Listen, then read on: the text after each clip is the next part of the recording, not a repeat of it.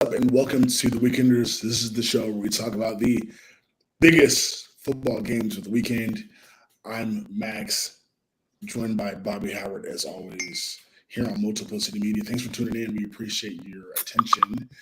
Um, this is a week that feels big, but also a little bit anticlimactic after a big weekend of games. But before we dig into the games, Bobby, it's about mid-season where most teams have played 6 games, so we're right at the middle.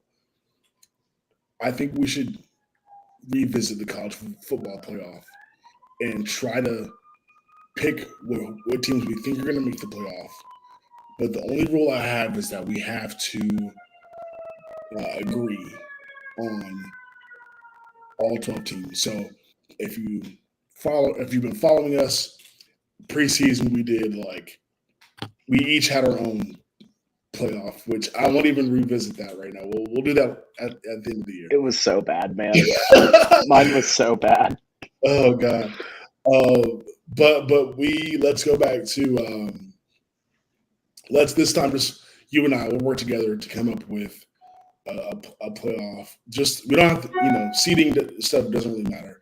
Just the 12 teams we think are going to make it, and at the midseason point, let's start off simple with the 4 conference champions.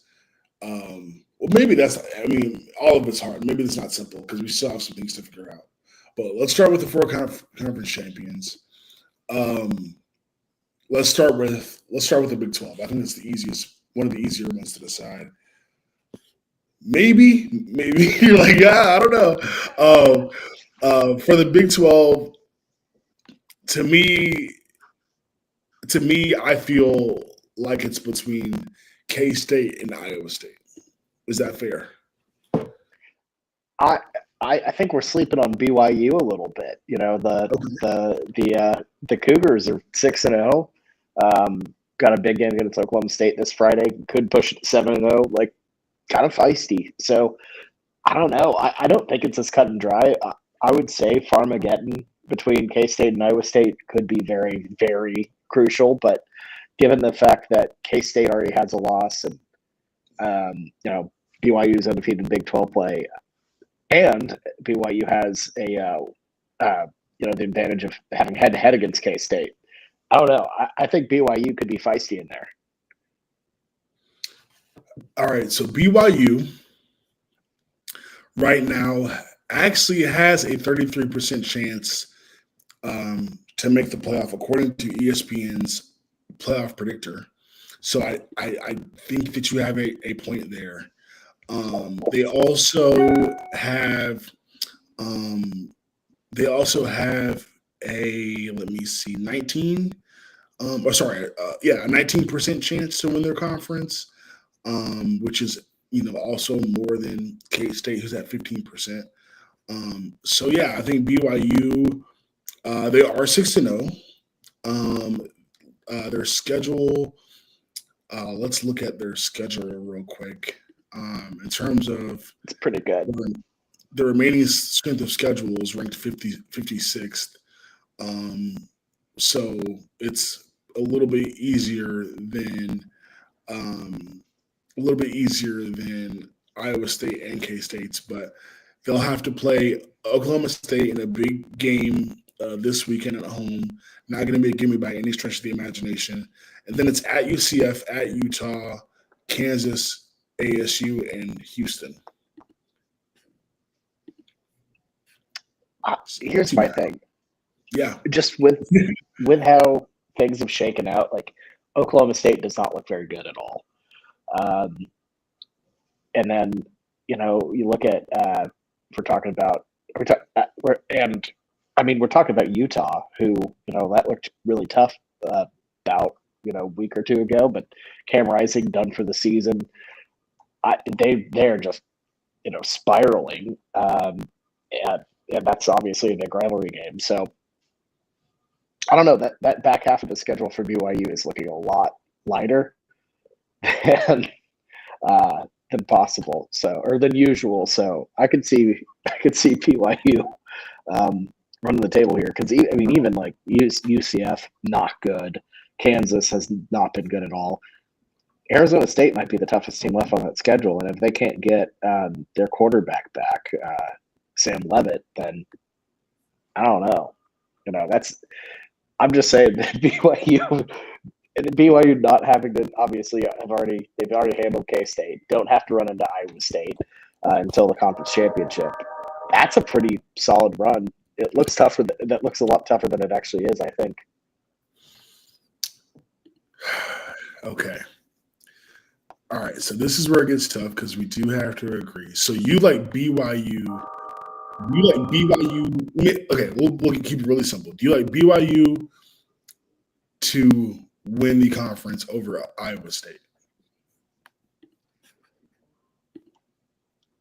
It's so tough. I love how we started. We started out with the toughest conference, which I like. I thought it was the easiest. Maybe I was wrong. Because here's my thing: if K-State had already lost to BYU in such a disastrous fashion, I'd be on K-State. I'm going to trend BYU right now because I feel like Iowa State might miss the there's a chance they miss the championship game. They still have to play K-State. K-State needs a little bit of help because then it could be a three-way tie, and I have no idea how that would split out. So I'm going to go safe bet BYU, just given the schedule. All you have to do is win out and then win a solid neutral site game. So I think BYU might be the safer bet, but really it's too hard to tell right now.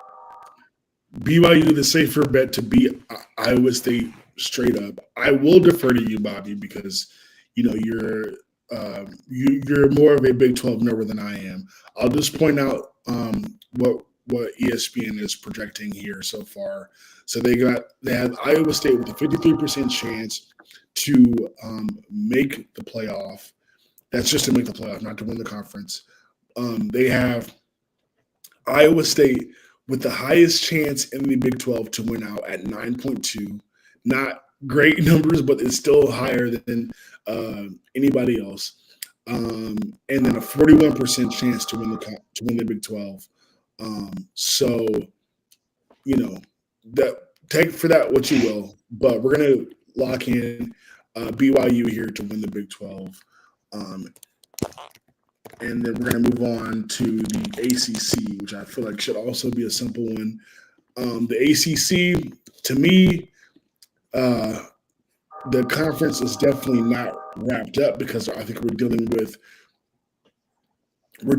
some teams that have a lot of ifs in terms of the teams that are, top of the conference. But I think right now it sort of feels like this is Miami, Clemson, with respect to Pitt, who's 6-0, SMU, who's 5-1, Syracuse, Duke are 5-1, Georgia Tech's 5-2. I think this feels like you'd prefer the pedigree of Miami and Clemson to reach Charlotte and play for their conference championship. Is that, would you agree that it feels like Miami Clemson? I'd agree with that. It feels like a collision course. I think there are a couple dark horses like the aforementioned Pitt. SMU has been feisty and has looked pretty good. They don't have that rough of a schedule. I could see a weird one getting in there, but I think it's Clemson or Miami, and I think both honestly feel like playoff teams. Yeah, so both teams have almost the same chance to win the conference. Miami's at 35%, Clemson's at 33.5%. Miami's got a 72% chance to make the playoff. Clemson's at right around 44%. So, yeah, I totally agree with you. Both these teams feel like playoff teams. I feel like head-to-head because Miami, I like Cam Ward over Cade Klubnik. I trust him a lot more. I think Dabo, I feel like a team like Miami would come into a head-to-head matchup with a little bit more a little bit more loose, a little bit. They just the way they. I think their play style is just like, to me. The vibes are just to me are like saying, okay, yeah, they could win over a team like Clemson, which I think sometimes tends to like overthink and make mistakes. In terms of their remaining schedule, they're gonna play some tougher teams, but I think Miami. I think it head to head. I I feel like I said, I feel like both teams make it to Charlotte, but I feel like I like Miami a little bit more than Clemson head to head to win the ACC. What about you? I mean, I think it's a toss up. I think these two Yeah, teams are pretty evenly matched just in terms of talent. But if I had to personally trend towards one, I'd probably trend towards Clemson. I mean, when was the last time mhm, they lost an ACC championship game? They yeah, always find a way to make it work. yeah. And they've been just rolling since that Georgia loss. But I mean, I can't argue for Miami to win it either. I think that's I think either of those teams could do it. So I'll defer to you as you deferred to me as the Big 12 guy. I'll defer to you as the ACC guy on this. I mean, Clemson's not a bad pick right now. They're you know offensive and defensive efficiency right now is in the top 10 for Clemson. Miami's ranked um, really well in offensive efficiency, defensive efficiency. They're 61st. So you don't love that. I think in terms of their schedules, like before this, I it feels like Miami has had a tougher road. They have a you know their strength of record is a lot better than Clemson. So I think like you look at Clemson, okay, they got blitzed by a really good team. They've beaten up on some bad teams that haven't really been tested yet. I think this weekend against Virginia is going to be a tough test, and they're going to play Louisville after that. But both of those games are going to be in Death Valley. We know how Clemson plays at home. So, I mean, there's a chance that like Pitt is their only real tough game before they face Miami.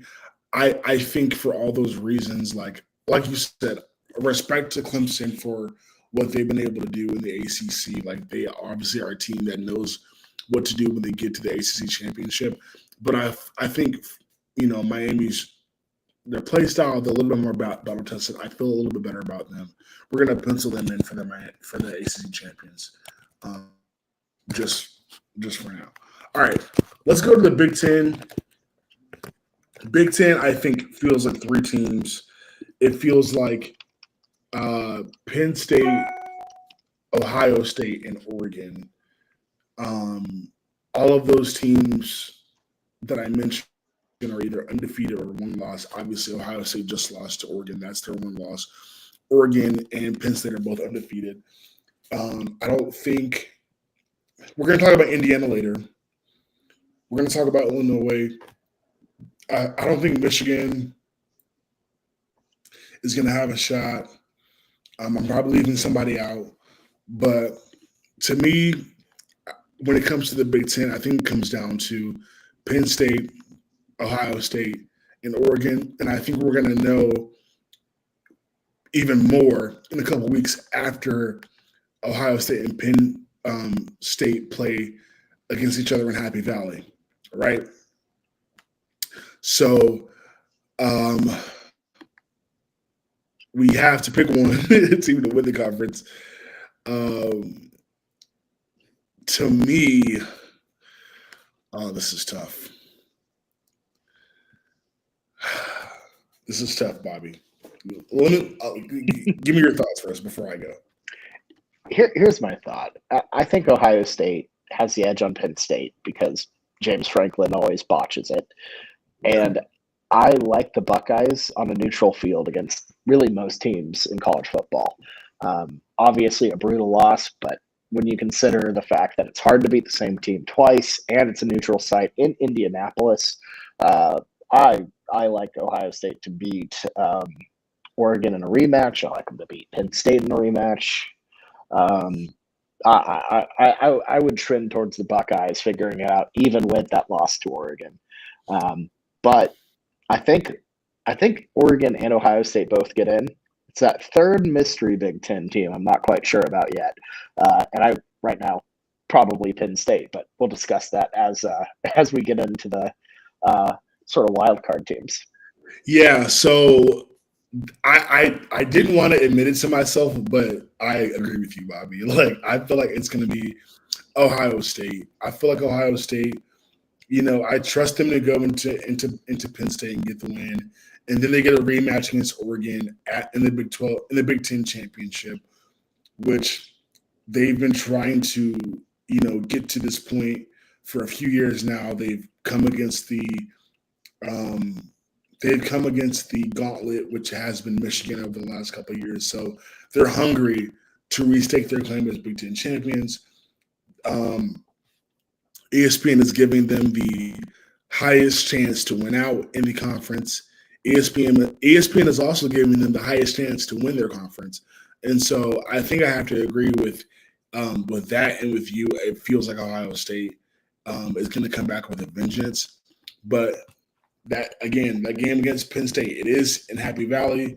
It is in Penn State. We have to give them the benefit of that. If they can pull it off, then this conference looks completely different in a couple of weeks. But let's just go with Ohio State for the sake of argument right now. All right, last but not least. Go ahead. Yeah. I was just going to say, I think if Penn State finds a way to win, eliminates Ohio State from Big Ten contention, really. I don't know. We'll see. Let's move on to the next one. Yeah. No. I think you're right about that. All right, let's go with the SEC, which, there are a few teams we can talk about. I think Texas, after this week, and we're going to get into it once again, Texas faces Georgia. They have a chance to separate themselves from everybody if they beat Georgia. Like, this is almost seems like a foregone conclusion. And right now they have the highest chance of any team in the country to make the playoff at 96%.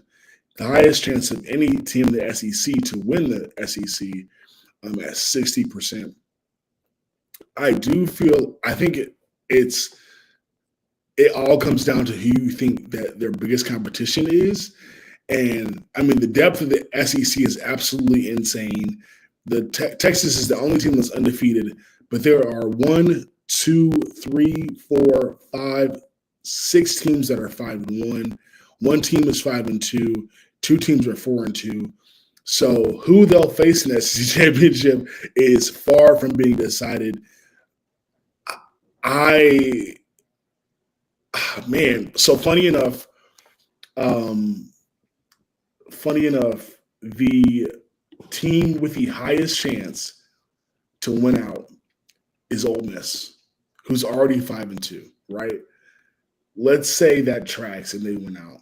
It's Ole Miss and Texas in the SEC championship. I think Texas wins that all day. If we're going to go with that, I don't know about that it's Ole Miss. But I think the biggest question is are we assuming that it's going to be Ole Miss? I don't think you can assume it's going to be Ole Miss. Yeah. I don't know what we can assume about any of this. Because if you look at it, like Texas A&M has, believe it or not, like really one of the easiest like schedules from here on to the Texas game. Like It could be Texas A&M, and then you get a rematch next week, which that would just completely melt the entire Lone Star State down. But I think A&M has a really good shot at being that team.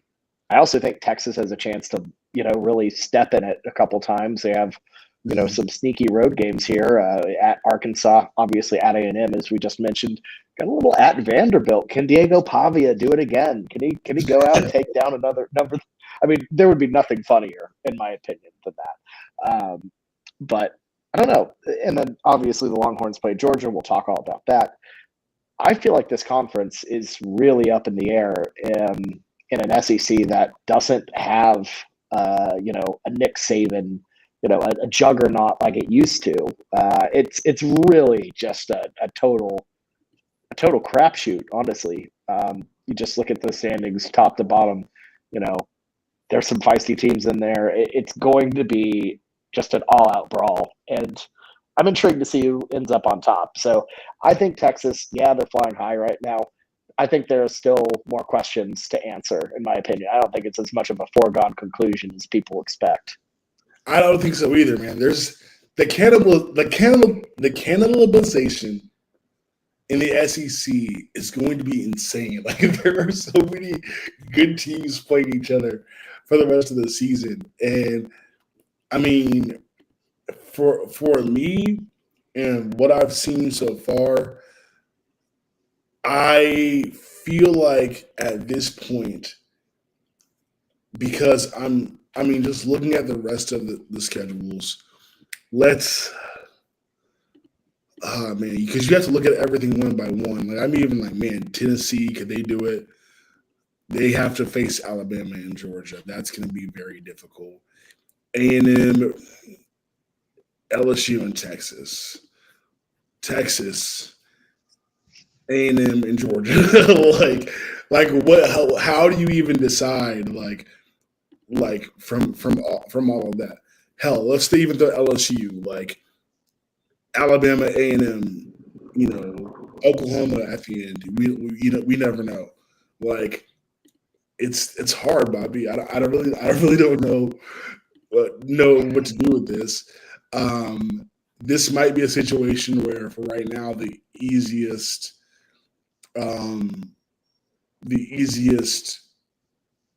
thing to do might just go chalk. Like I don't know. I agree. I agree. I think Texas is your answer right now, but it's a soft Texas. Just given like the opponents on the schedule, if you get past Georgia, and even if you lose to Georgia, you're probably in. You're in the SEC championship if you win out with one loss, unless LSU and LSU and Texas A&M can't run the schedule or run the gambit. So it's just one of those things where I think Texas has the best opportunities. They've been really good at taking care of business this season.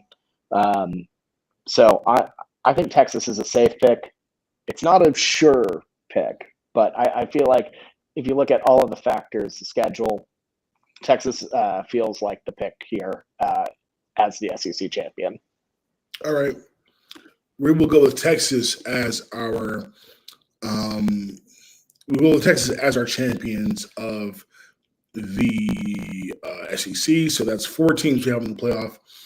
All right, let's try to zip through the rest of these teams. This is going to be very difficult to do. I think we both already agree that Clemson could be a playoff team. Let's just keep that for simplicity. So we're going to say Clemson.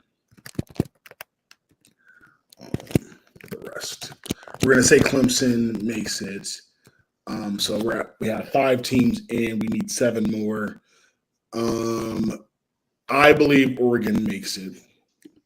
Agreed. Agreed. That's an easy call.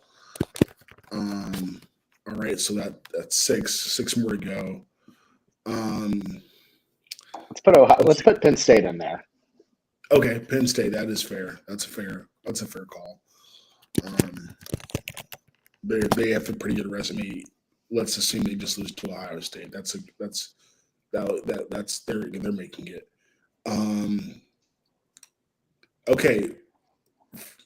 Do we want to talk about, just real quick before we can get into the other power conference teams? Do we want to talk about Group of 5 real quick? Here for the audience, I'll throw out the options that we have. I'll just go with what ESPN is predicting just to make it easier. So this is Group of 5 or at large or whatever you want to call it. Notre Dame, independent Power 5 or whatever. Oh, it's independent than a Power 5. Sorry, or Power 4. They wouldn't count as a G5. They would be. They would be. Yeah, they can't take the G5 champion spot. So okay, forget I said that. Never mind Notre Dame. We'll set Notre Dame. Okay. Okay. We'll set them to the side for a second. Okay. So, yeah, the Group of 5 is Boise State at 47% chance. They're out of the Mountain West. Army from the American Conference, they're at 25%. And JMU out of the Sun Belt has a 14% chance. to make the playoff. We should note that Navy is also undefeated. They're 5-0, but they have a 0.1% chance to win out. ESPN's giving them. Army's got a 3% chance, and to make the playoff, Navy, ESPN's giving Navy a 5% chance and Army a 25% chance. So I'm sure that has to do with their remaining schedule and their resume thus far. It looks like. I mean, I don't know. It's kind of about the same. I don't know. I'll have to set that to the side. But I think we're dealing with pretty much Boise State, Army, maybe Navy, JMU. Am I forgetting anybody? Nope, I think you got it pretty much. I guess Liberty, but not really. They lost a game, or they lost one of the games they're going to play and haven't played. They're not playing a single Power 4 team, so that is pretty much a disqualifier if you ask me. I think Boise, it's going to be hard for me to pick against them and Ashton Genty. Even though they obviously have that loss, it's to Oregon, which is a tough one. It's close. But there's a part of me that would just love. It's not going to happen because Notre Dame's probably going to beat both of them. I would just love somehow if we got undefeated Army, undefeated Navy, winner of that game is essentially in the playoff as the 12th seed. Could you imagine upping the game for Army Navy week? That'd be just beautiful. It would be insane, yeah, because that's the thing that. So speaking of Notre Dame, but they have to both Army and Navy have to play Notre Dame and then play each other. So, we talked about cannibalization. I cannot say that word. We talked about that word earlier, and we're kind of seeing it here. It does feel like then the easiest path out of the teams that we have talked about is JMU. They have a 24% chance to win out according to ESPN. Boise State has a little bit of a higher chance. They're at 31%. James Madison, I think, would have a easier conference championship game. And I think that's probably what I would lean when it comes to both of these teams. Although ESPN is giving Boise State a higher chance to win the Mountain West than James Madison to win the Sun Belt. But I feel like James Madison, just with what they have left in the state of the Sun Belt, I feel like James Madison has a better chance to pull it out than Boise State would.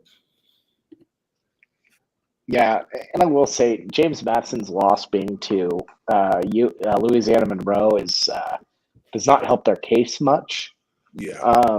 They would, I think, need a couple teams to lose. They would need Boise to find another loss along the way. They would need some stuff to happen.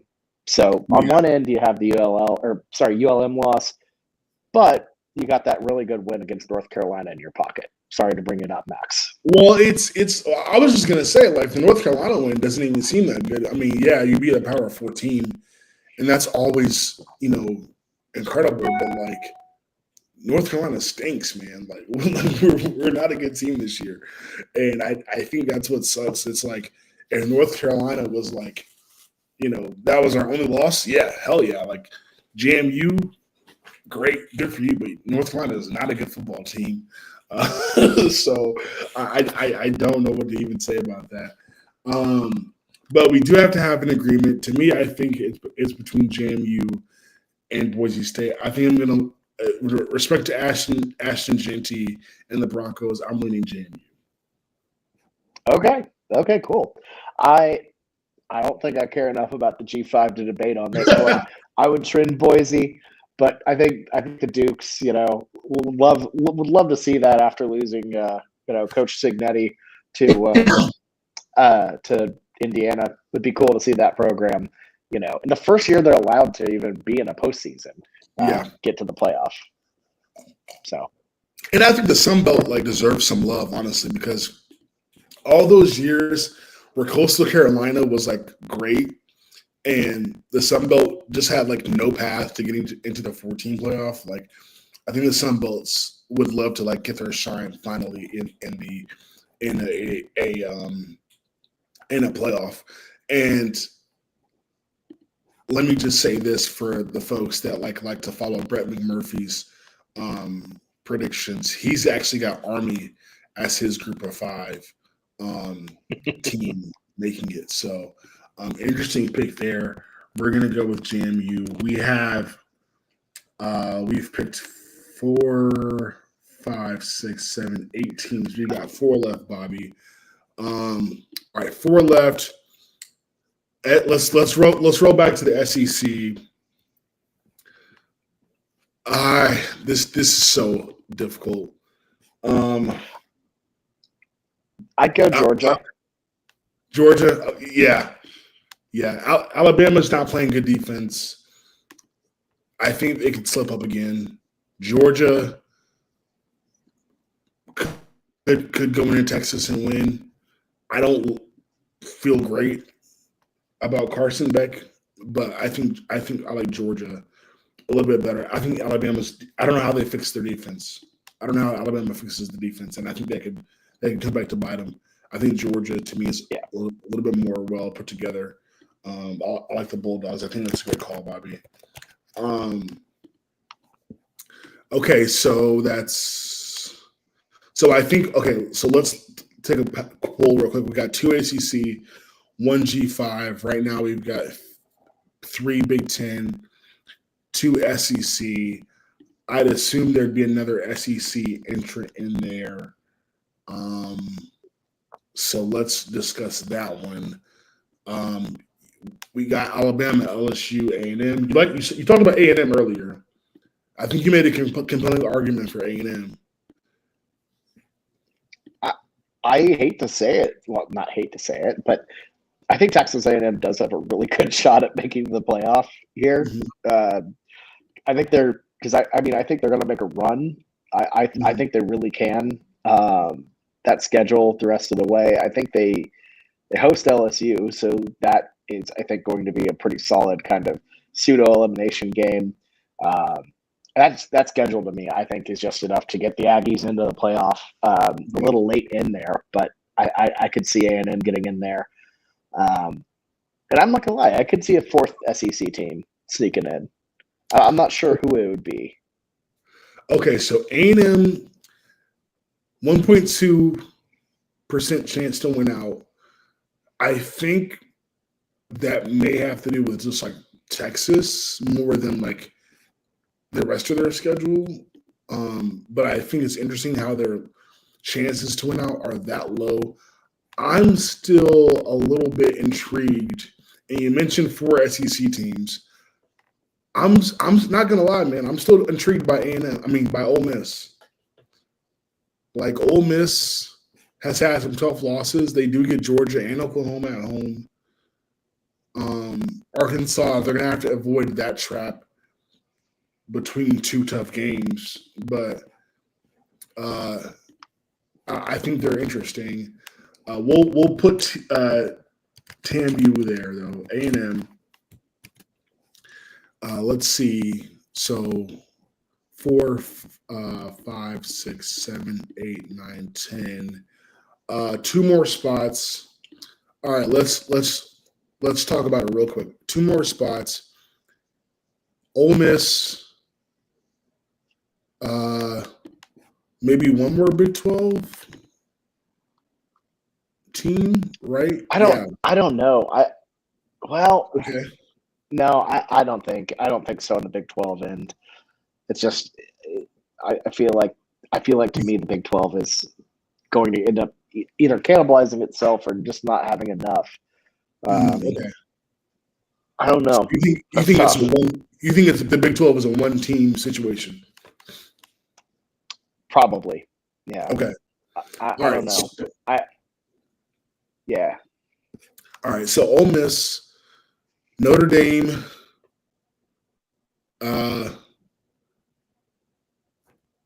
Ole Miss. So two spots left. It could be Ole Miss. I think Notre Dame has something to say. Could look at another ACC team that might be like a Pitt. It's going to be Notre Dame, isn't it? It's definitely going to end up being Notre Dame. Yeah, Notre Dame. I mean, sure. Notre Dame, okay. So I think we have one left. I hate it. We don't have to pick them. 8, 9, 10, 11. I'm fine with Notre Dame. I'm fine with it for right now. They've bounced back from the Northern Illinois loss. That's a bad loss, but they bounced back. That's fair. That win against A&M is looking a lot better now that A&M has gotten their stuff together. So that definitely benefits them, no matter how bad the NIU loss is. One more team. It's either another SEC team, another ACC team,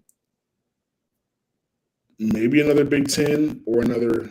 You're out on the Big 12. So those are our three options. I think it's ACC, SEC, or Big Ten for the last spot.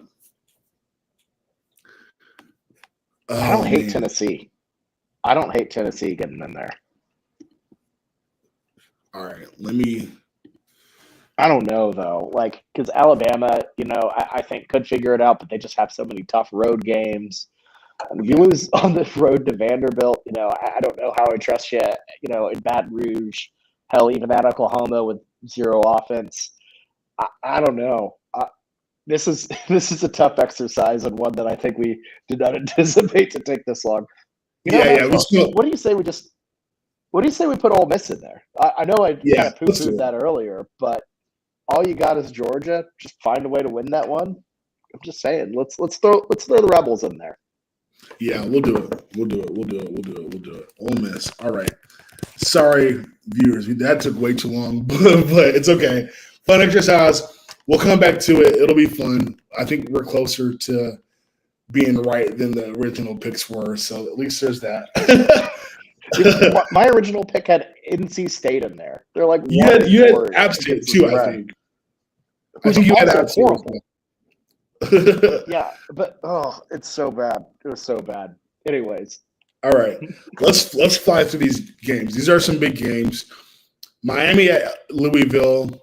Miami's favored by 4.5. Ranks number 6 by the AP. The total is 61.5. That's a really big total. Both teams still score. We do know that. Cam Ward, I think his name has been, of course, bounced around in the NFL draft, but people don't really know where to place him. I know you're not a super big NFL guy, Bobby, but in terms of him translating to the professional level, what do you think his chances are compared to hit the rest of his peers like Shedeur, Beck, Ewers? Where do you feel like he fits? I think he's better than Beck. I think he's better than – this might be controversial. I don't know. I think he's better than Ewers. Shedeur, I think probably has a bit of an edge on him. But I personally rate him higher than a lot of people will. I don't know if that's going to be the consensus when it comes down to it. But I feel like his playmaking ability is on a level that is higher than a couple of those guys. Definitely Beck. So I don't know. It's an interesting year for the draft, quarterback wise, because I think there's some big names, some flashy names, but I don't know if there is that defined guy. I think one of them's a couple of them, maybe two are going to be stars, but I don't know quite who yet. Yeah,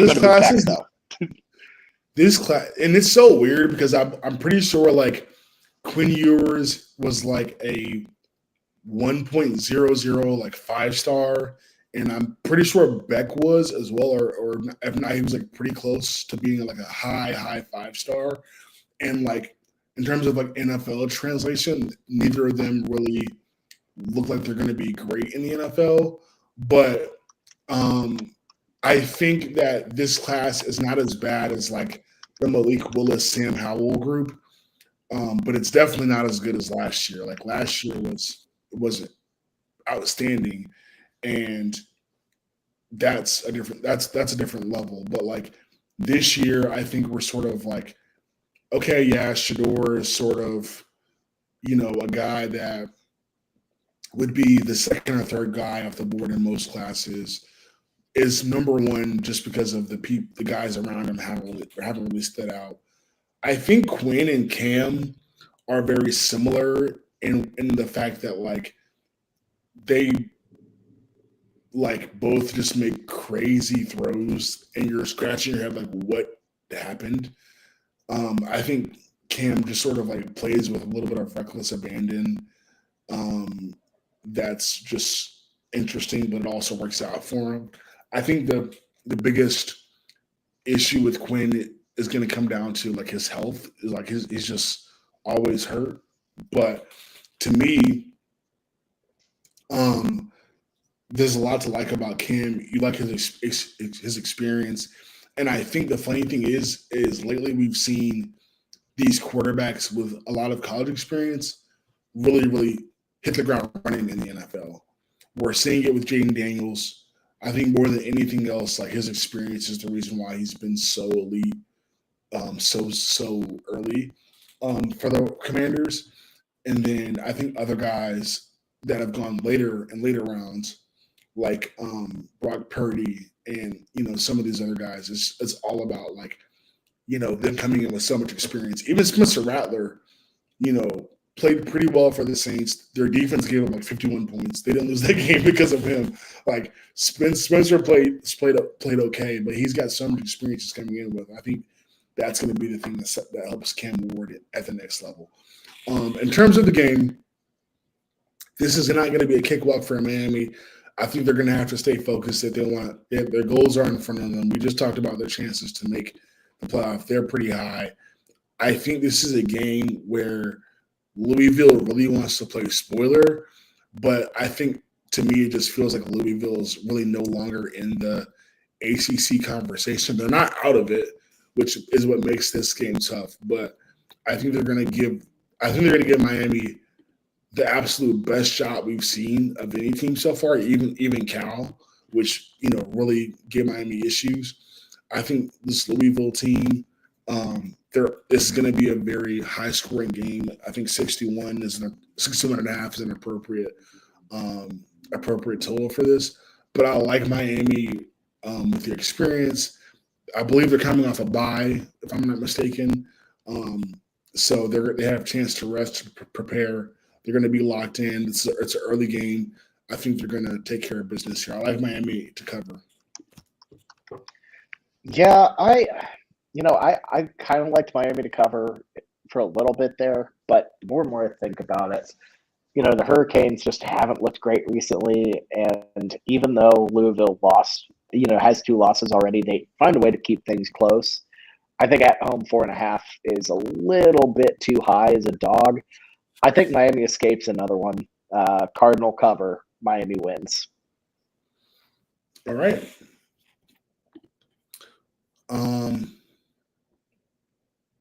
Moving on to the next game. This is a Big Ten matchup that should be pretty big in the same window as the Miami-Louisville game. It's Nebraska, who is not favored by 5. That would be Indiana, who they're playing. Nebraska is going to play at Bloomington.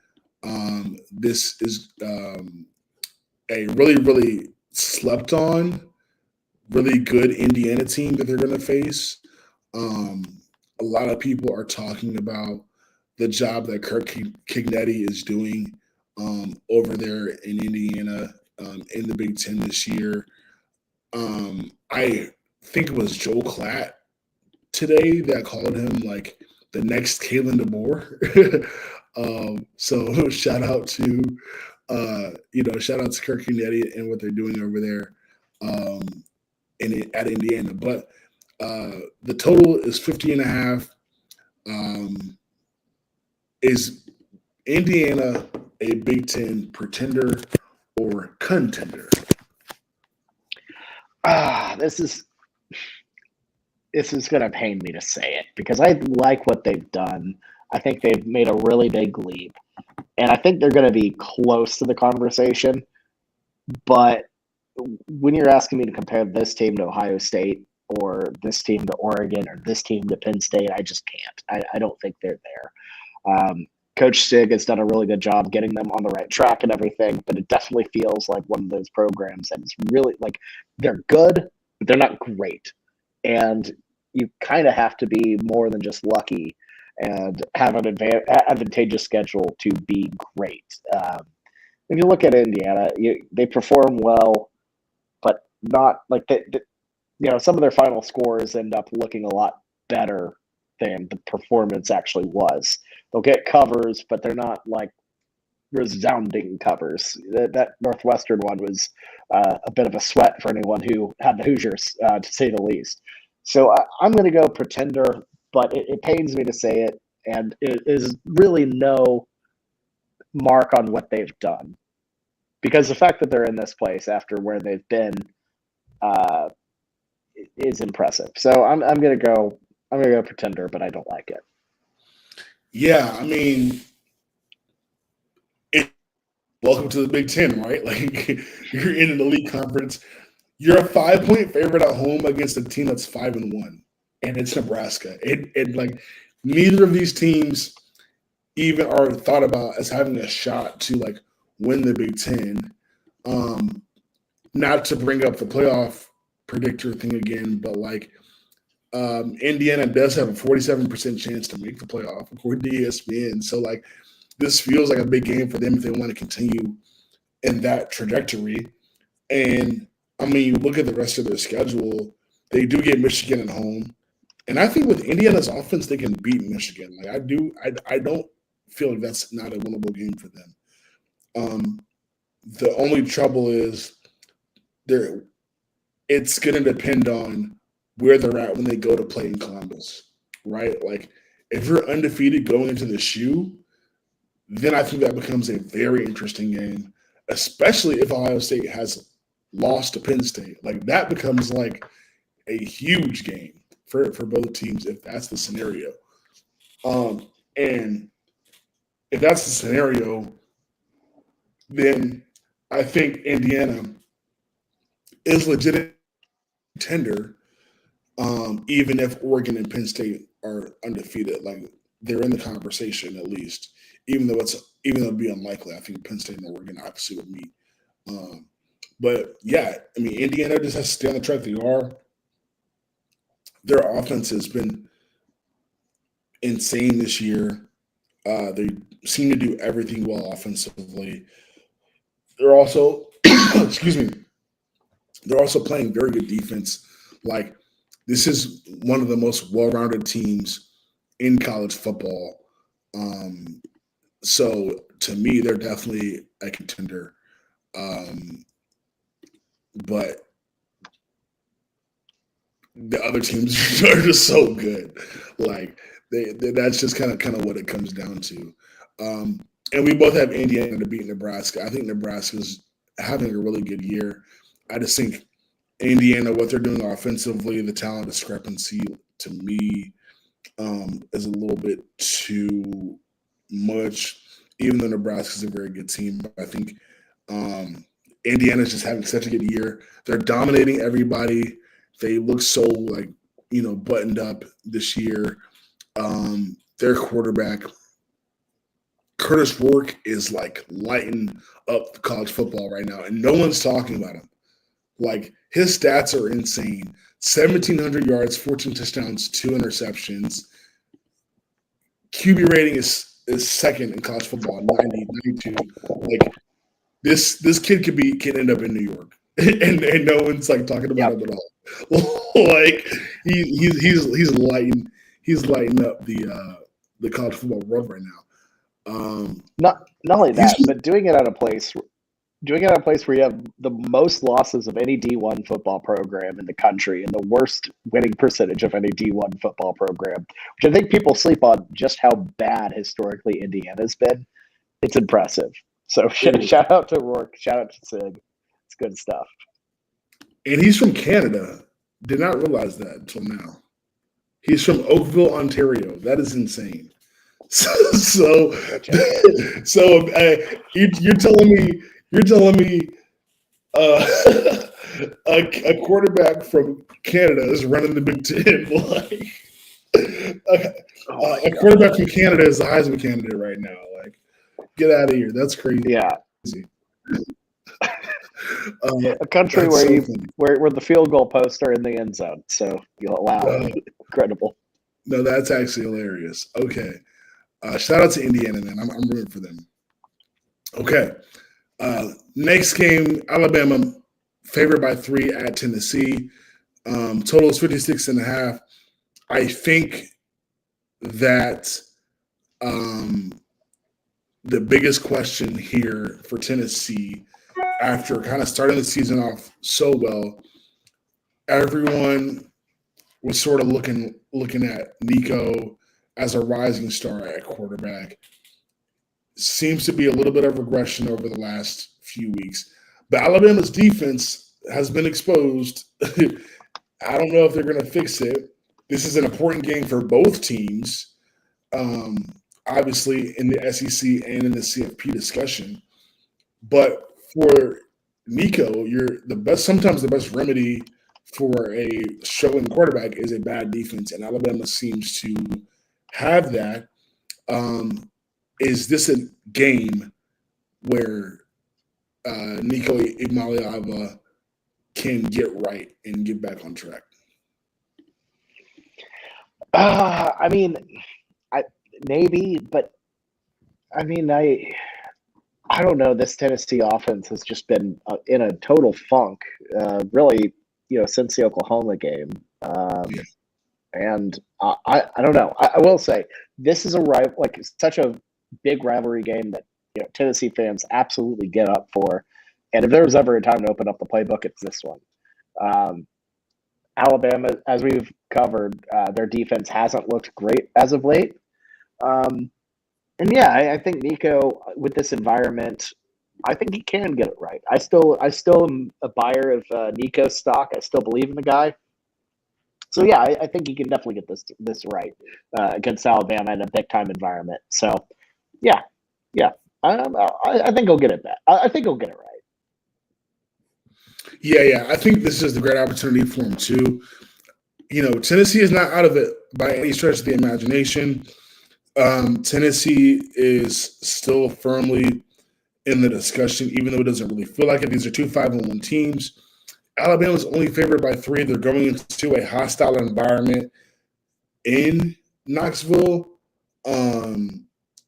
I think most people kind of feel like Alabama is going to win this game because of the way Tennessee has looked. But again, like defensively, Alabama has just been like struggling for a while. I think even the fact that they allowed Georgia to get back in the game like that kind of said a lot. And then it's sort of just like spiraled from there. I think Tennessee, like I'm picking Alabama -3, but I wouldn't be surprised if Tennessee won the ball game. I think they have every chance, every opportunity to win this game. And I think it's gonna start if Tennessee does win this game, it starts with Nico having the best game he's had all season. And then I think if you look ahead, Tennessee's probably thinking, we got to beat Alabama, go into the bye week next week, and then come out of that and try to go on a run and make the playoff. Like, that's the mentality I think they have to have. And I think if they do it, they'll be just fine. But I'm taking Alabama -3. That's fair. Alabama's dominated the series as of late. And, I think to me, this game comes down to the trenches. Tennessee's offensive line has been surprisingly not great. They have a couple deficiencies kind of on the edges. And, Alabama, they're still Alabama in a way in terms of their size up front. Tennessee, also, that defensive line, if they can pressure Jalen Milroe, if they can force him into mistakes, which he's had a couple big mistakes, against Vanderbilt and against South Carolina, this is something that could really, pile on and help the Volunteers. I like Tennessee to pull it out, actually. I think it's going to be a close game. I think that Neyland Stadium environment is, still one of the best in college football. I like the energy of that Tennessee defense to, really create pressure and, kind of throw off Jalen Milroe. I think the Vols get a win and a cover here. I think it's close, but I'm going to go with Tennessee on Rocky Top to be the ones smoking those stogies in the stadium after the game. Honestly, and like, again, not surprised if Tennessee pulls it off. And I'll just mention this before we move on. One of the best experiences I've ever had watching a college football game that didn't have to do with like UNC or anything like that. I was actually at one of the local bars in Chapel Hill. He's not here. If you know, you know. Great spot out there, Chapel Hill, especially during basketball season, of course. But I was there to watch a football game that was after the Alabama-Tennessee game. It was the Bryce Young Alabama team that when they played at Tennessee, Hendon Hooker's year. And when Tennessee won that game, like, it was insane. Like, just being in that bar, everyone was like rooting against Alabama because everyone hates Alabama, especially, back then. And that was such a big win for them. And so I'm sure they want to feel that again, especially with what's at stake. Okay. Final game, speaking of what's at stake, final game we're going to talk about is another SEC matchup. Number 5, Georgia versus number 1, Texas at Texas. Texas favored by 5. Total is 56.5. What is at stake for both of these teams, Bobby? Well, I mean, I think for Georgia, having already lost to Alabama, they've already kind of used their mulligan in a way. So for Georgia, it's a chance at the SEC title. Now, Texas, I actually don't think has as much at stake. I think for them, it's their chance to really lose their mulligan because they have a couple pitfalls here and there. At Arkansas, no walk in the park. Same with at A&M, obviously. Easier opponents, but I think the Longhorns are doing good. I think this is a big, high-risk situation for Georgia. They've got to figure it out. So I think the Dogs have way more at stake here, given the fact you have Ole Miss down the schedule, Tennessee still coming to town, some really big ones. And if you get to 2 losses, you start running out of quality wins, and you really like the margin of error to make the playoff, let alone an SEC championship is like razor thin. So I think for Georgia, it's everything. For Texas, it's staying atop the perch of college football and really planting your flag, so to say, in the SEC. Because I think even with the loss here, Texas feels like they're in the catbird seat to make a run at making the SEC title. It's just about convenience for them. For Georgia, it's about survival. So that's what I think is at stake. Yeah, I think for Texas, they just want to make the road as easy as possible. And right now, you're the only team in the SEC that really has control over their own destiny. Ever the team has a loss, some teams have a bad loss, right? So it's like you're the only team that like has everything in front of them. You don't really have anything to get over. And I agree with you completely. Like, even if they lose this game, no shame in losing to Georgia. Georgia's a good team. Like, they're gonna get the benefit of the doubt. Excuse me, they're gonna get the benefit of the doubt from the committee. Just like we're kind of talking about with Ohio State, just losing to Oregon just now. So I couldn't agree with you more that this is feels like there's not much at stake for Texas except for complete control over your own destiny. And for Georgia, this is like, you got to have this because if you don't get this, you're relying on other teams to slip up.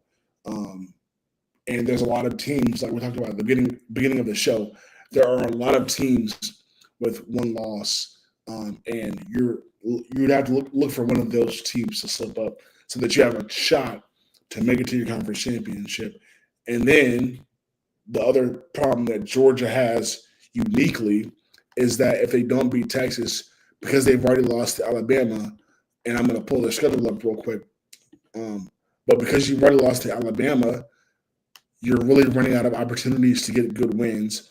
You'd have Ole Miss and Tennessee, and you're kind of crossing your fingers and hoping that Clemson remains elite, so you can say that was a really good win early in the season.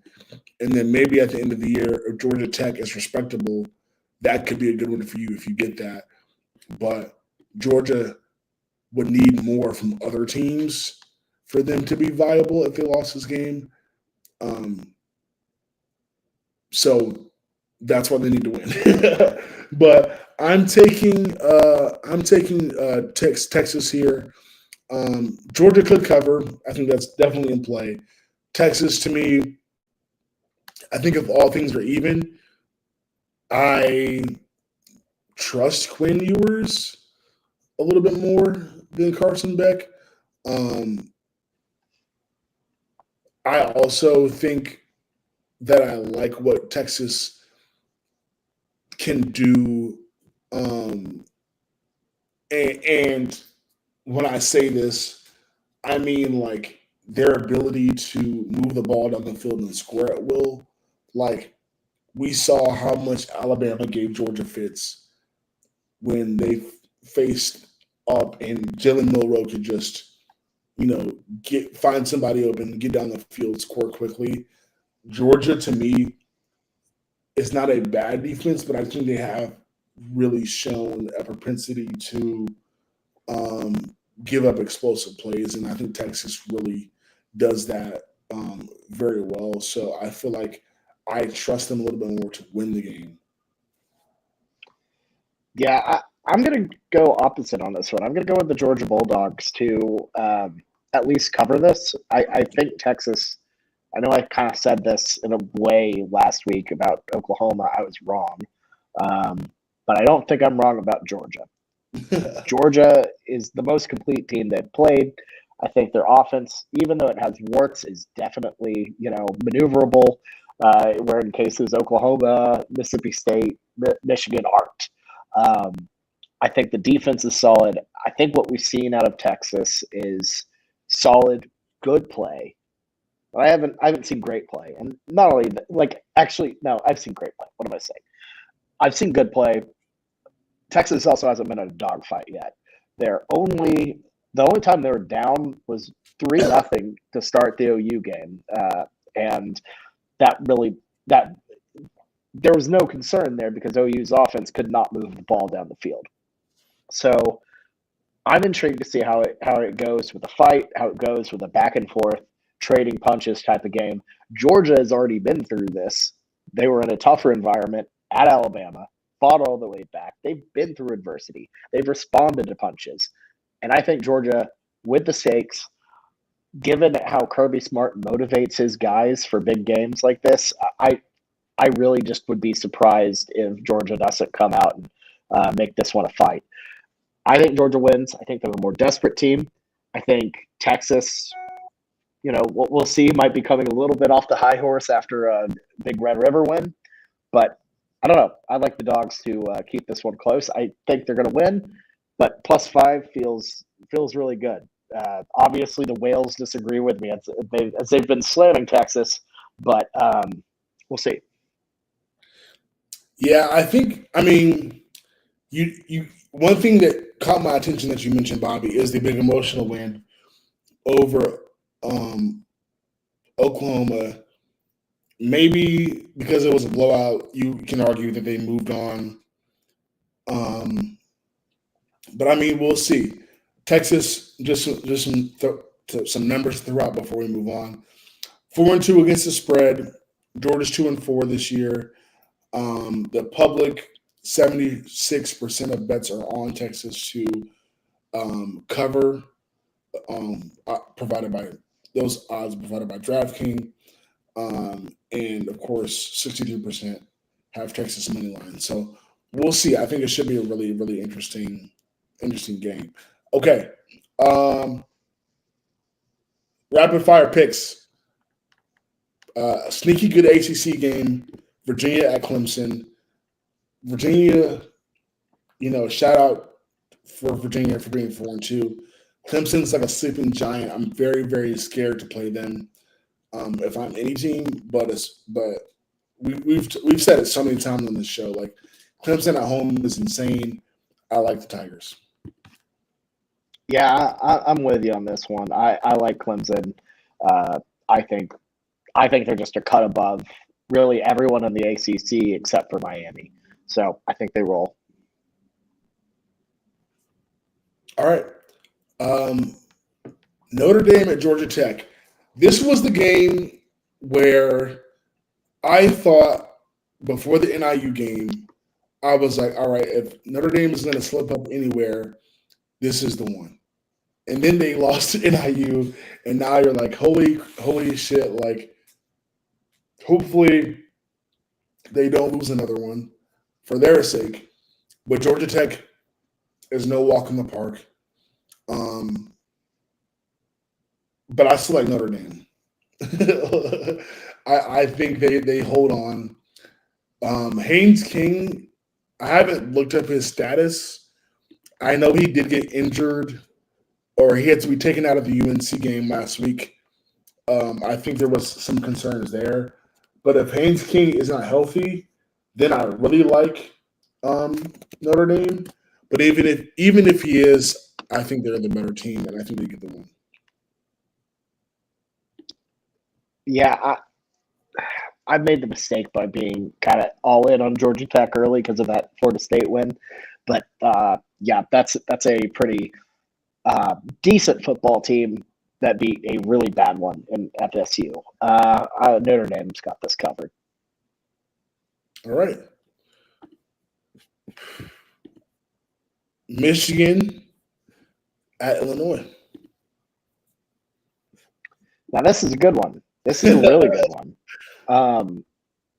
Because I feel like both of these teams, Illinois has looked great.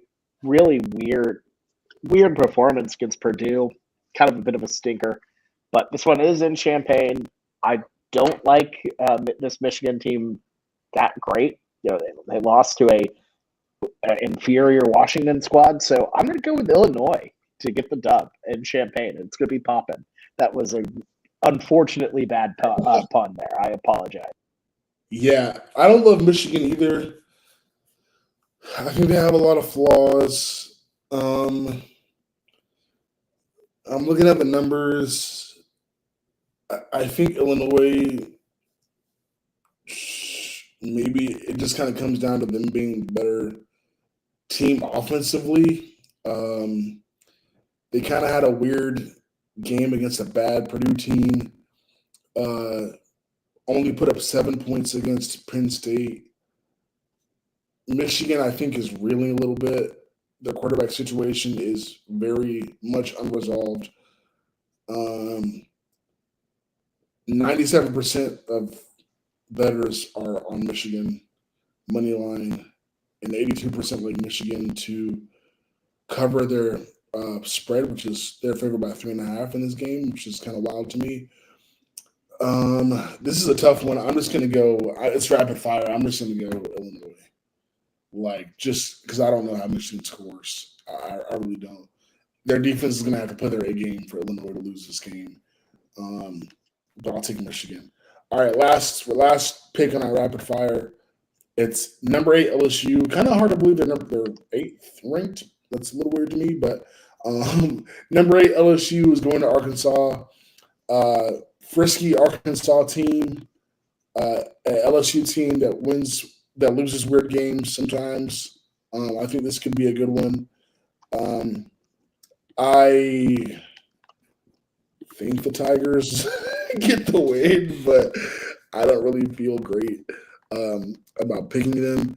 They got a tough road ahead of them after Arkansas, so I think that my rationale is that they'll be dialed in here, and then the rest of the schedule, we'll see how it plays out. They have A&M at Kyle Field, and then Alabama after that. I think this is a game where they know they can't lose.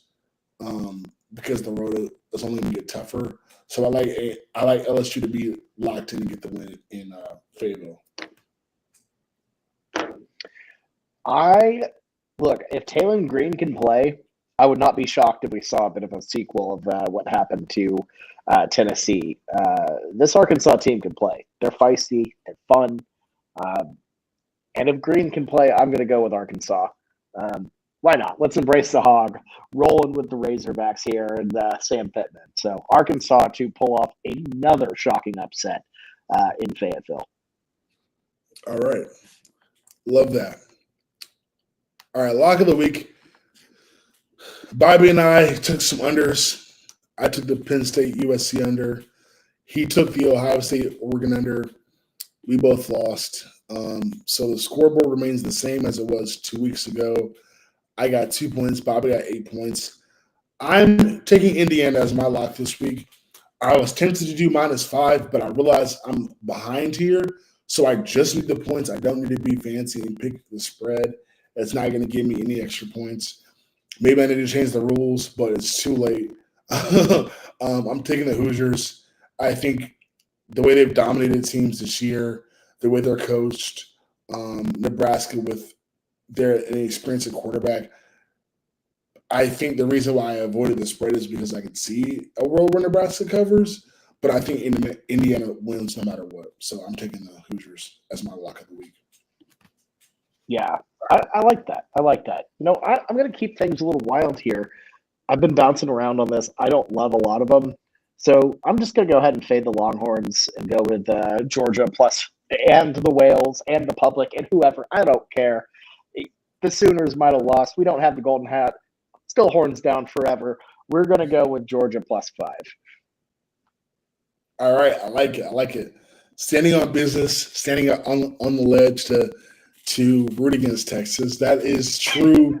That is true. Like I aspire to be the type of hater that you are.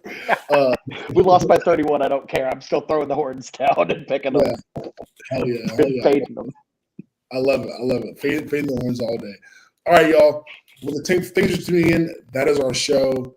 Come back here to Multiplicity Media next week for another breakdown of the week ahead of college football. Don't forget to like and subscribe. Thanks so much for watching, y'all. We'll see you next time. This has been Max with Bobby. Peace out. See y'all. All right.